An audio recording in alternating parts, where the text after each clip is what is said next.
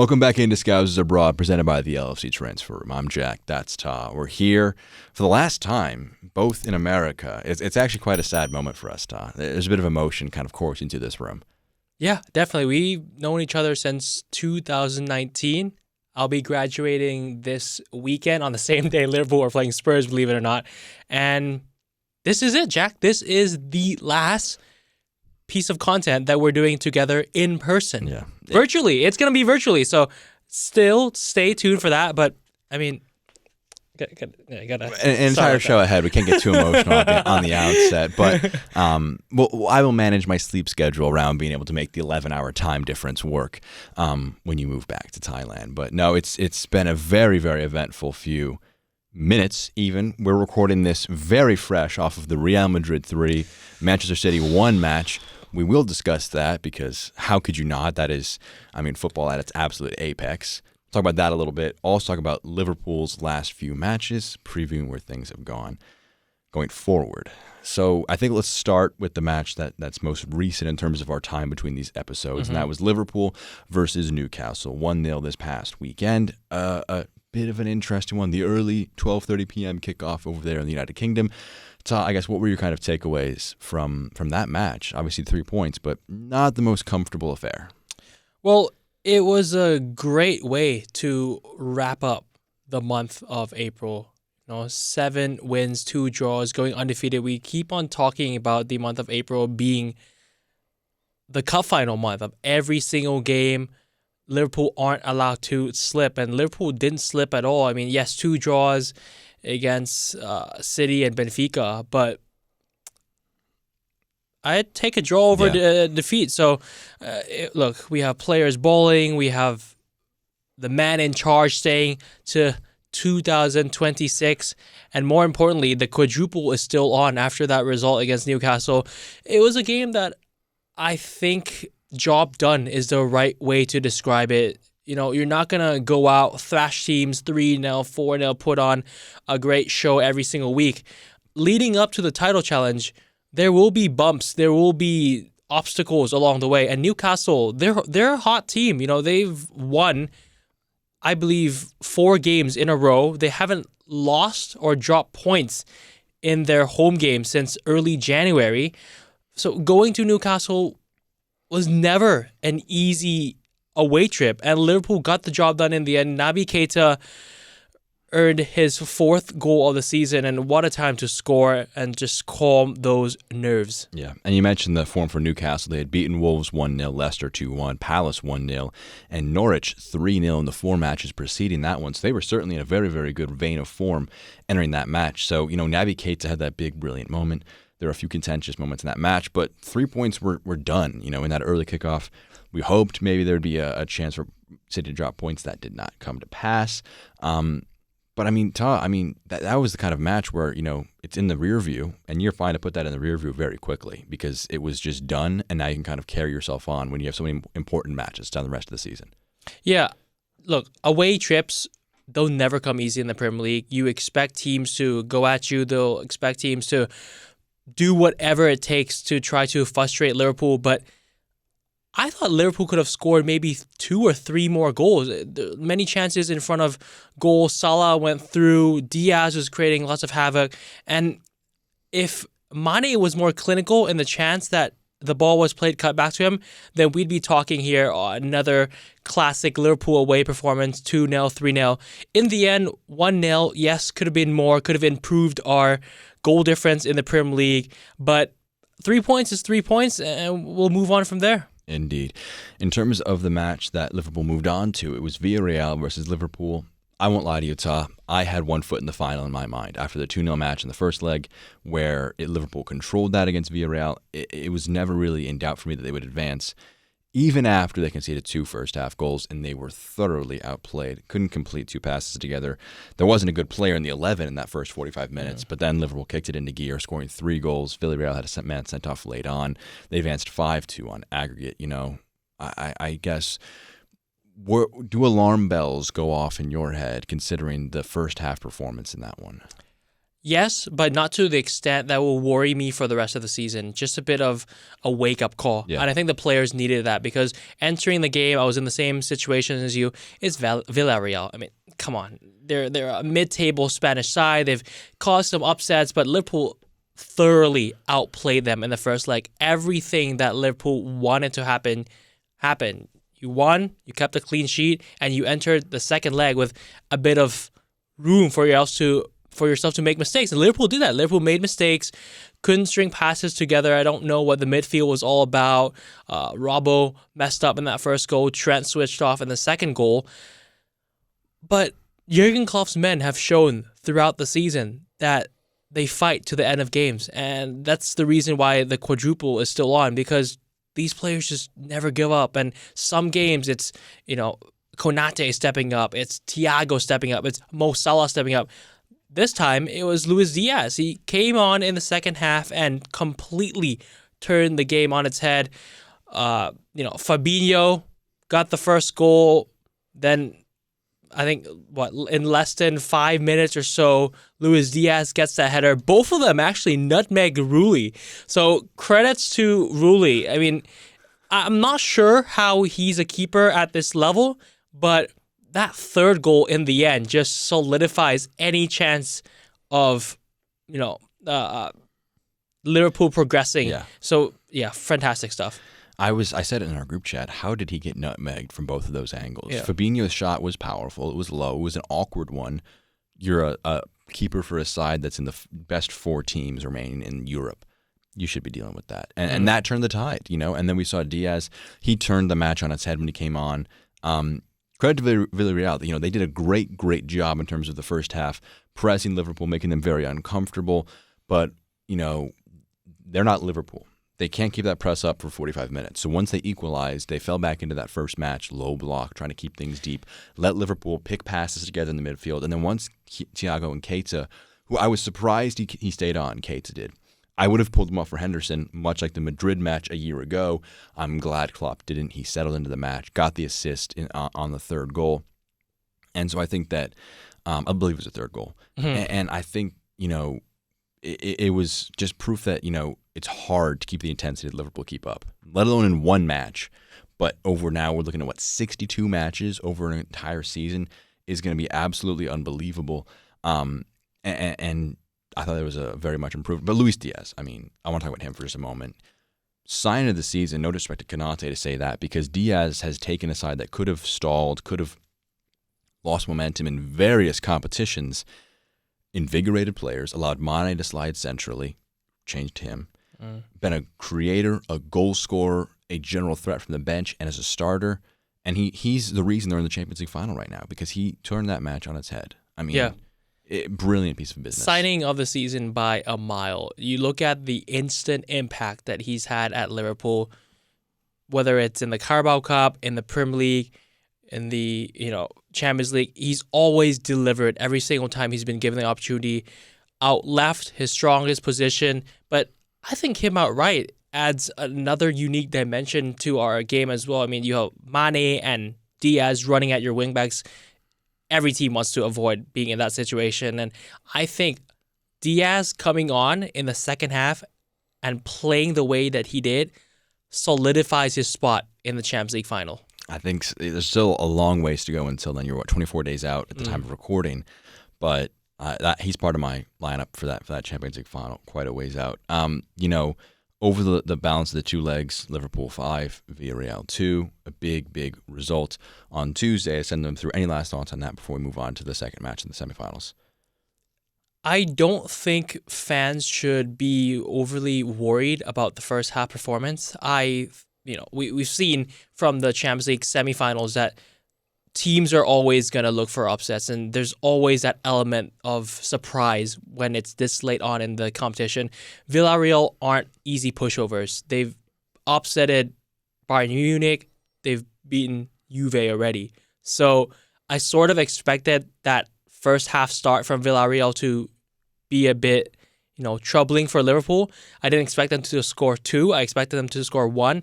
But in the end, Liverpool coming out with more of a sense of urgency in the second half to turn the game around. They only needed 1 goal. They could have just scored that goal and then, park the bus, but that's not Liverpool way. That's not the Liverpool way. And in the end, deserved winners.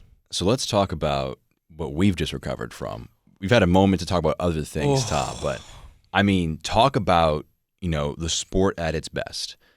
And that is Real Madrid versus Manchester City. And, we're outside observers in this one where we're not pulling for anybody. I preferred Madrid in the final. You preferred Madrid in the final. I think that reflected in our celebrations at moments in time.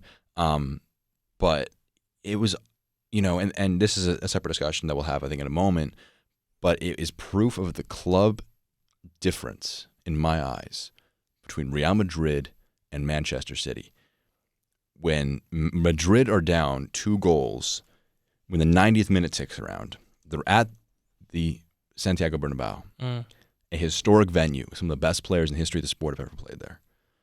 Some of the best moments have happened in that stadium. They've won this competition 13 times. City have never won it. In that moment, when that ball's floated in for Benzema, I'm genuinely confident they could still equalize that match. And when Rodrigo scored, I knew, it's coming in this moment. And within moments later, in the 91st minute, they equalized in terms of the aggregate score 5-5. Benzema is fouled in the box by Ruben Diaz. 95th minute, there's a penalty there. So 3-1 in that match. I mean, we've experienced the emotions of that match. What kind of tell the audience kind of how you viewed the final? I mean, that 15-minute span between the Jack Grealish block and then Benzema has the penalty to take the lead. I have to, before talking about my emotions during that roller coaster ride, I have to accept that before this week, a few weeks ago, I said, bring on City. I want to take on City. I mean, I like the end-to-end match. I like the rivalry. But after watching the 2-2 at Etihad and then the FA Cup semi-final, I do not want to have anything to do with City for the rest of the season. The fact that they can win the Champions League and the Premier League and knock Liverpool off their perch in both of the competitions, absolutely unacceptable. So I was cheering my heart was, it was a la Madrid. It was a la Madrid in here. So, I mean, the emotion that I went through during that match, it was insane because you look at the chances that Man City had to kill the game off. Jack Grealish, I mean, before that, Silva had a shot as well. Mm-hmm. They were through. They were basically just knocking on Madrid's door. And all of a sudden, Rodrigo gets subbed on for Toni Kroos. He gets one back. And then I'm like, yeah, it's going to be tight towards the end. But all of a sudden, City just switched off. It's like they choked. I mean, how? It's unbelievable that Pep Guardiola's team that's loaded with this much talent can just switch off in the end like that. And Real Madrid playing with the crowd behind them, playing with Benzema up top. I mean, the nerves. Oh, he's just like, he's not nervous at all. I mean, that guy is just ice in his veins. Oh, yeah. It's insane. What a comeback. Liverpool are mentality monsters. That's why they're in 3 Champions League finals in 5 years. City, they're not mentality midgets or anything, but they are mentally not the team Liverpool are. We saw Villarreal have that moment. They equalized. Liverpool were on the ropes. Villarreal, admittedly, worse team than Madrid. Liverpool punched back. Yeah. City couldn't punch back. People will make fun of Jack Grealish for the block. He could have ended the tie. Yeah. I thought he was brilliant. That was one of the best Jack Grealish performances I've seen in a City shirt, since he signed. But didn't do enough. And, unbelievably, it's a rematch 4 years on of Liverpool versus Real Madrid. And Mo Salah said he wanted them. And he's getting them. He's getting them. I'm expecting a hat trick. Genuinely, if Salah's gotten a lot of slander because he hasn't scored very recently, if he scores a hat trick in the vengeance game in the Champions League final, Ballon d'Or. Rip the Ballon d'Or away from Benzema. it really is a Ballon d'Or head-to-head between Salah and Benzema. Yeah. Benzema's been better this calendar year, for sure. He's been unbelievable, tying Ronaldo's record. But if Salah wins the quadruple and also scores in the Champions League final, it'd be a very interesting debate that would reign on all the way through the end of the year. But, I want to hit a few things on this match. This is not Liverpool discussion, obviously, but it's Liverpool related. Liverpool related. Who would you have rather faced in this one, or in the Champions League final? Obviously, Madrid or City. Madrid, all day Madrid. I can't take my emotion out of it because if it's City and Liverpool, I think the players even would prefer not to play each other because the team that loses at the end of the day, I mean, the slander, the jokes, the memes, it would just be continuous for the rest of the summer. And with Madrid and Liverpool, yes, it'll be really bad for Liverpool to get that chance to get a revenge, and then in the end, Madrid wins it twice. Yeah. But it's easier to accept losing to a foreign side than a side that probably, I guess, they're taking away the trophy already domestically. So losing twice to a team hurts more than losing just once. And taking away that emotion, of who would hurt to lose less to, because I hate looking at it like that. Who do Liverpool match up better against? You mentioned that midfield trio for Madrid. Who is a better matchup? We've seen a lot of City-Liverpool. Haven't seen Madrid-Liverpool in a while. Last year, what was when we last saw them play in the quarterfinals, which Madrid won that match. Yeah. Who do you think Liverpool face off better against? Liverpool's team right now, overall, matches up better with Madrid, I think, in a one-off match. The midfield for Madrid, personally for me, more difficult to play around than Man City, but attacking and defending, I still think Liverpool can edge Madrid there. I think after seeing Vinicius almost play for City in that match and numerous times, chances he had, man, I was screaming. I was like, dude, you are letting us down. Now I want you, Vinicius, carry that over into the final, please. That would be great. Now let's segue this discussion, into the league. So City have obviously had another heartbreak in the Champions League after losing the final last year. Semifinals. This is levels of Barcelona, Liverpool in 19, where it's ultimate choke jobs. Does this galvanize them to get that one last trophy on offer? Or with the Walker injury, with this big setback, could Newcastle on the weekend or a team down the rest of the stretch knock City off in the final four matches? I actually think it's a momentum booster. I think City have no trophy left now, and Pep Guardiola will be screaming at his players to stay focused and make sure that they win out for the rest of the season. And I think it strengthens City. At this point, the Premier League for me is, I'm in the same boat with the 18-19 now, where I just hold my hands up and say, at least we didn't lose to City this season. That's where I am now. Well, in 18-19, there was the Vincent Kompany goal on the Monday against Leicester, which you're like, damn, it's probably season over. They probably won the title. Day after, if I'm remembering my dates correctly, you have 4-0 Barcelona. So they didn't win the Prem that year, but they won the Champions League. Liverpool have to keep their Prem chase up if they want to kind of catch up on any slip. This weekend you kind of look at who's playing who. Liverpool play against Liverpool play against Tottenham. Newcastle play against Manchester City. Newcastle were an interesting foe for Liverpool, but you imagine that they would definitely be the severe underdogs in this upcoming one against City. Let's talk about the Liverpool-Tottenham match. Now, Tottenham are a team that's in decent vein of form. They have the number 2 scorer in the league, your boy Heung-min Son. Big fan of him. They've recently off of a 3-1 win against Leicester. In the previous 2 matches before that, they lost to Brighton, drew to Brentford. So a very inconsistent team. Where are you sitting, a few days out from this one, in terms of how optimistic you are for this match on the weekend? I'm not very optimistic, actually. I want to be honest with you. I'm a bit nervous for this game because with so much emotion of reaching a third Champions League final in just 5 years, and Klopp being the first ever manager to coach his team into the Champions League final, the FA Cup final, and also the Carabao Cup final, that's an achievement that I think will still be in the heads of Liverpool, and it's going to impact how things turn out. I know that they're mentality monsters and what have you. They're a team that won't be too cocky about reaching the finals, but it happens. We've seen it before. After a big win, a derby win, the next game, the first 10, 15 minutes, there's signs of vulnerability there. And Tottenham play very well against sides that like to keep possession, that likes to go on the attack. And they've proven that they can hit on the counter. They've beaten City both home and away. Son and Kane love to play on the counter attack. I think that one ball from the defense, once it reaches Kane and he turns around and Son's just blazing through down the wings, I'm scared. I think that Son up against Trent is going to be a battle, and Kane against the likes of Virgil van Dijk and whoever plays next to him is going to be a battle as well.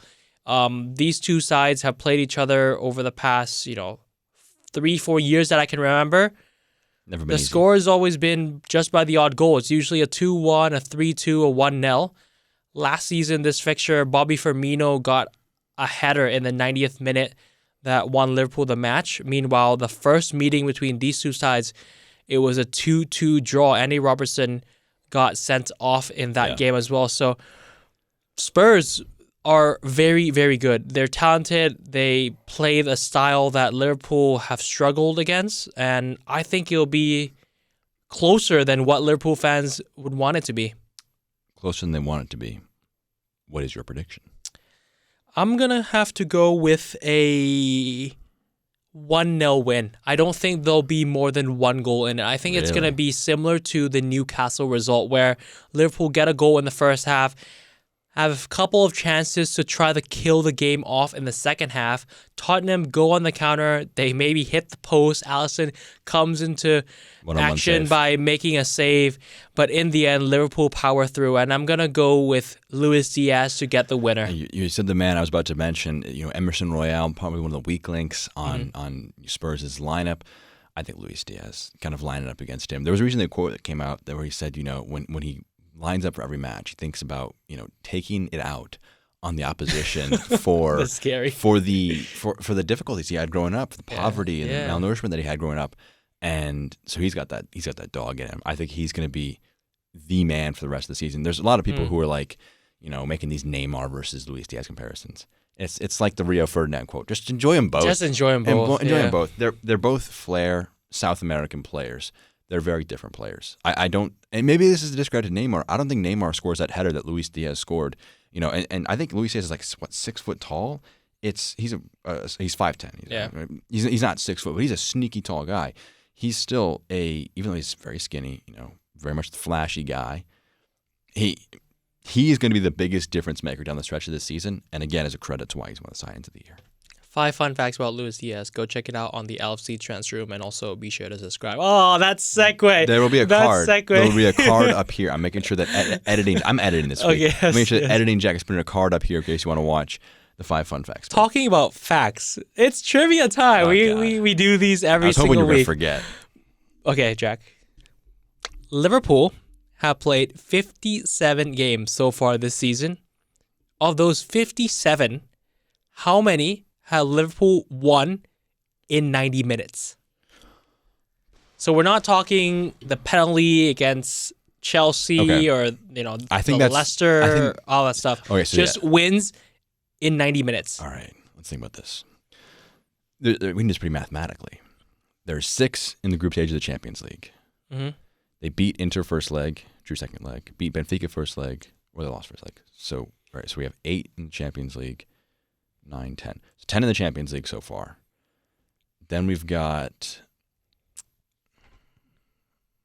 Come on, Jack. It's not rocket science. So they lost 2 in the league, maybe 3. I'm gonna go with 20.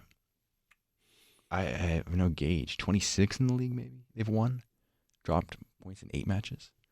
So that's 36. They've won every match in the Carabao. They didn't win every match in the Carabao Cup. Two of them went to PK. 2 of them went to PKs. Arsenal, did that one go to extra time? Did we play Arsenal in the Carabao Cup? Or is it another home and away? It was a home and away. That's a good point again. Draw and win. Oh, draw and win. So come on, Jack. Come on, round it up. So I've got 37, 38, 39, 40. How many FA Cups? I'm going to say 44. 44? No, wait. So they've played 56? 57 games. 57 games. How many? Nah, they've won 46. 46? Yes. 46 or 44? Final answer is 46. You're wrong. How far off? 43. Oh. Yeah, 43. I went up. Yep. I went the wrong direction. Mm-hmm. I'm gonna look at I had the league. I'm an honest guy, Ta. I had the leagues or the table up, and I could have pulled it to see. So they've won 25 in the league. So that's where I overestimated by 1. I nearly had some great math there. Yeah, Almost. But you were really close. Yeah, well done. Yeah, I think I underestimated the amount of draws that they had in the league. I know we only lost 2, Leicester and West Ham. Yep. Which those hurt in retrospect. Those defeats hurt.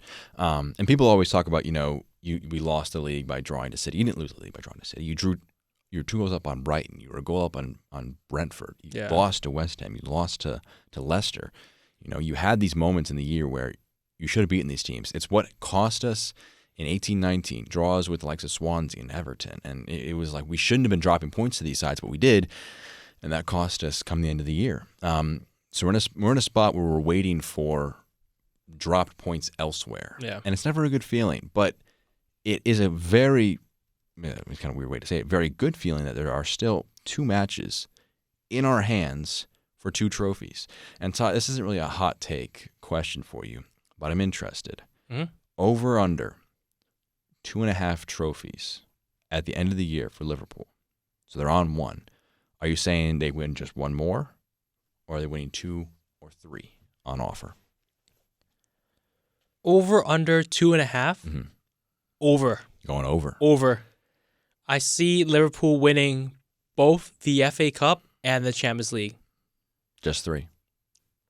No Prem? I always say the quadruple is still alive, but it's not a guarantee. Not a guarantee. It's not a guarantee. So I'm going to go with 3 for now. And my emotions will probably change a day before that final match when Aston Villa takes on Man City. So I'm going to go 3 for now. Yeah, safe pick. Look at the position that we're in. I'm saying 3 trophies at the end of the season is a safe pick. Safe pick. Yeah. Unbelievable. The standard has been raised so high, and obviously there would be level of disappointment if it is 2 trophies. Yeah. If it's, not God forbid 1 trophy where you're the first team to ever go to all finals of the competitions and also be a contender. That's not a God forbid statement, but it would definitely be a statement to the levels that this side has risen to. And have we talked about Jurgen Klopp's contract extension? I don't believe we have. I think that news happened in between episodes. Mm-hmm. This unbelievable is an understatement of what he's done so far. 4 years now. He will have 4 more years. It helps every facet of everything. Recruitment. You're saying you got 4 more years of maybe the best manager in the world. Yeah. Maybe. You can make the case. You've got a level of consistency there. I don't think you could sign Mbappe, Haaland, and roll the years back on Cristiano Ronaldo by 10 years and bring him in as well. And that wouldn't be as impactful as, I think, 4 more years of Klopp. Yeah. At least for me. This man has built Liverpool from the days of Borini, Balotelli, and Lambert starting up top to now making Liverpool have the best front 5 in world football. It's no insane. team is as deep up front. It's insane what he has done. I have a follow-up question on that. This is maybe the hot take question. I'm going to give my position on it. If between this year and next year, there is not 1 Premier League title, considering the depth that has now been assembled, credit to him for some of the depth, if there's not 1 Premier League title this year, next year, that's a failure. Because we talk about this, right? 4 center backs, Van Dijk, Matip, Konate, Gomez. Probably best 4 center backs depth in the world. For the front 5, Firmino, Jota, Diaz, Salah, Mane. Probably best 5 forwards on one side in the world. 2 best fullback pairing in the world. Alisson, best keeper in the world. Fabinho, best defensive midfielder in the world. Thiago Keita, maybe the best combo of 8s in the world. Some solid backups in the midfield. Midfield's a little weak. How can you say all of that and not follow it up with number 20? Yeah, you have a point there, Jack, and I actually will agree. I think if you look at it from a neutral's perspective, we zoom out and look at Liverpool from a big picture, no excuse. Liverpool should compete for the Premier League every single season. They're one of the best teams in the world, so they have to go deep in the Champions League as well. And if you look at beating a team like Man City, Liverpool are probably the only side that can go toe-to-toe against them. So you're right. You have a point there. Yeah. You know what, I think, the way fans talk about Liverpool sometimes not infuriates me, but sometimes makes me a little irked, because it's like you talk about your players and our players in terms of the sense of they're some of the best in the world. I think in every position in Liverpool starting 11 that started against Villarreal, maybe Jota for Diaz. I'll make a swap there. I would make the argument that your top 3, top 5 in a few spots, but you have some of the best footballers in every spot position in the side, and a lot of them the best in the world. How can you not then be saying in the same breath, we have all these great players, we need to win titles. We need to win everything on offer. My expectation, is an FA Cup crown and a Champions League crown. It's out of our hands in the Prem, so I'm fine if that doesn't happen, but I'd be devastated if we dropped points. City dropped points, and we didn't capitalize on that. So I think that my expectation is 6 wins. It's high, but I can't say we have the best squad in the world, the best manager in the world, with some of the best, with the best fan base, the best atmosphere, the best home environment, and not follow it up by saying we should be taking these trophies. So yeah, there's high expectations for us, Tom. We've been doing this this show for about a month and a half now. And I don't believe they've dropped a match. They lost a match since then. They have. What match did they lose? Oh, they lost to Inter. Yeah. But that's like, But you advance to the next round. Round. So I think in terms of genuine defeats, the only down result has been the draw to City since we started this show. Crazy. So I'm hoping that the ending of the in-person Scousers abroad does not lead to a downturn in form for Liverpool. I imagine Van Dijk is very motivated to watch our show once a week, and he's making sure that he wants to have good things for us to say. It's been fun, Ta. It has, Jack. I mean, I've absolutely loved doing content with you throughout the past 2-3 years here, whether it's for the LFC Transfer Room, you were the one who invited me on, or for Indiana University. So hopefully Liverpool will make us happy and they will win trophies and we'll end on a high. Indeed. It's the closing of one door in terms of, these pads on the wall with Ta and I in this room. Not the closing of the door for our content together. We will have virtual shows coming in the next few weeks. Kind of still a similar format. It'll be slightly different, but, different is never necessarily a bad thing. But, Ta, I actually want to get, before we go, I want since it's the last time we're here in person, I want both of us to kind of say, with our fingers, well, we've kind of already given your prediction. Yeah. I want individual predictions of the finals that we've got on deck, as well as the Premier League. Okay. So I'll go first for the FA Cup, then you go first. Or then you follow that. You lead Champions League. I'll go Champions League. And then we end with the Premier League. Okay.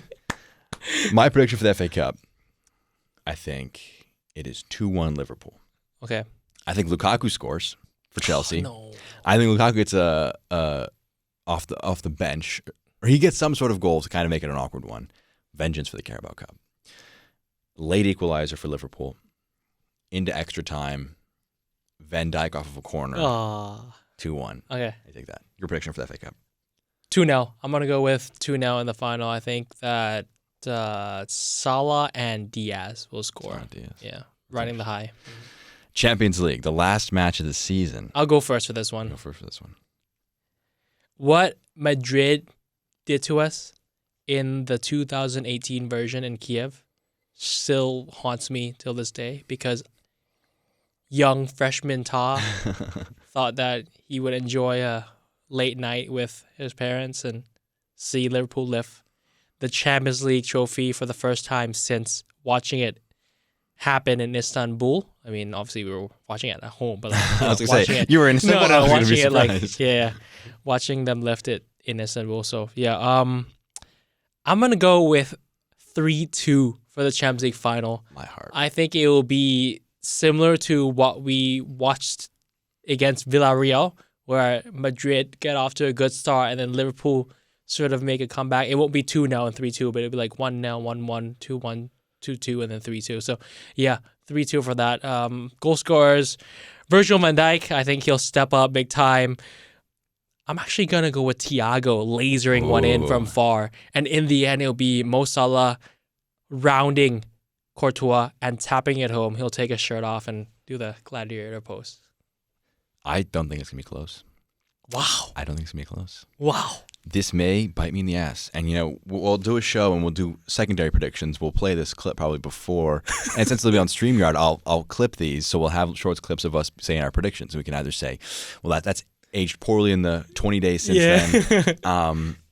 I don't think it's going to be close. I think considering that Liverpool are going to be maintaining their intensity. I mean, Madrid just won their title, Let me make sure if I don't want to be an idiot here. I don't believe they have a Copa del Rey on deck. No. They don't. Their final matches they're dead rubbers. They don't matter for them. They can take the foot off the gas. They can rest. But we saw it with Barcelona in that 4-0 match in 2019. They didn't need to play. They rested almost their entire 11 the match prior. Took their foot off the gas, got some rest. They were more rested. Liverpool were beaten up. They had a lot of injuries. Salah wasn't playing. Mane or Firmino wasn't playing. But it was that momentum, that intensity. And I think that off the back of 2018, this is a group that, has a chance to make some serious history. And I think that it's going to be a similar open to the 2019 Champions League final. I was trying to figure out, I was like, when did they win the Champions League? 2019 Champions League, where it's an early moment for Salah. Not from the spot this time. He's gonna get rid of those non-penalty goal demons in the finals, and he's gonna score one within 5 minutes against Madrid. And then it's just gonna be a second within 10 more. And then it's 2-0 up, you're cruising a little bit, you ride that into halftime, a third in the second half. 3-0, and I mean, we're talking about passing around at the back with 20 minutes to go. With the Olés. I mean, I could be royally wrong. Okay. But I thought Madrid were phenomenal today against Manchester City. But I saw a team that looked vulnerable in transition. They had moments where they were being able to be exposed. And Rodrigo was great. Benzema's probably the best player in the world right now. But I back this team. I can't say we have the best players in Alisson, Van Dijk, Fabinho, Thiago, Salah, Trent, Robertson. I can't say we have 7, maybe 6, 7 of the literal best players in their spots in the world and not say they cruised the Champions League final. Okay. So that's my prediction, Tom. Last but not least, you go first. Will Liverpool win the Premier League? They will be the first side to ever win the quadruple. Ooh! They will be. I think that it's this matchup next for City that they drop, Newcastle. I think that Liverpool will beat Spurs. The pressure will be on. There will be, people will say that City are going to use it as a catalyst. I don't think they're going to. I think Walker, if he's hurt and can't play, he's one of the guys where I would say I trust his mentality to use this not as a negative, a detractor. I think they draw with Newcastle. Missing a late chance. Grealish with the chance late on doesn't take it. I think they draw with Newcastle, and then all of a sudden, Liverpool have it in their hands. Every match they win, if they win every match, they win every trophy on offer. I think they do that. Your prediction? You're putting me on the spot here, Jeff. This is so much pressure to wrap up the in-person segment of our show. Do you want to say no trophies, Tom? You want to say no Prem? I can't end with that. I cannot end with that because I'm going to say Liverpool are going to do it as well. Yes. Liverpool will do the quadruple. It's going to happen. I think it's going to happen. I still don't think City will drop points this week or the next week, but I have a bit of love for Aston Villa on May 22nd. I have a bit of love for Stevie G, looking at the camera and doing this to his chest and maybe taking off his suit and underneath it's like a Liverpool jersey or something. Like Superman style. You never know. Opens it up. You never know. I've basically argued all show long that City are now extra motivated and they have the title in their hands and all that stuff. But no, in the end, I'm going to end with a high. I'm going to say Liverpool quadruple. It's happening. Imagine if it's a Steven Gerrard-led Aston Villa with the goal scored by Felipe Coutinho. That would be like a statue. Build him a statue. I mean, it's like he would become. I mean, he would go from Snake from a lot of fans' eyes to damn near a legend. Agent Coutinho. Agent Coutinho. Well, it's been a long one, Todd, but it's been a very, very fun one. And we had to milk the last time we'd be here in person. We'll have many discussions before these next big matches, and we'll be able to kind of survey. Did we make some bad calls? Did we make some bad predictions? But we're trying to predict 3 weeks in advance. And look, 3 weeks ago was what, middle of April? And that was, right before the FA Cup semifinal against Man City. That was before numerous matches. So, that was before an entire semifinals advancement in 2 competitions, as well as, big matches against United, against Everton, against Newcastle. So a lot can change in 21 days, both good and negative. But I'm gonna hope it's going to be for the positive. But any last thoughts, Tom, before we roll out of here? Jack, wherever I am, wherever you will be, you'll never walk alone. That's a great way to end it. Presented by the LFC Transfer Room. This has been Scousers Abroad. I've been Jack. That's been Ta. We'll catch you next time. Peace.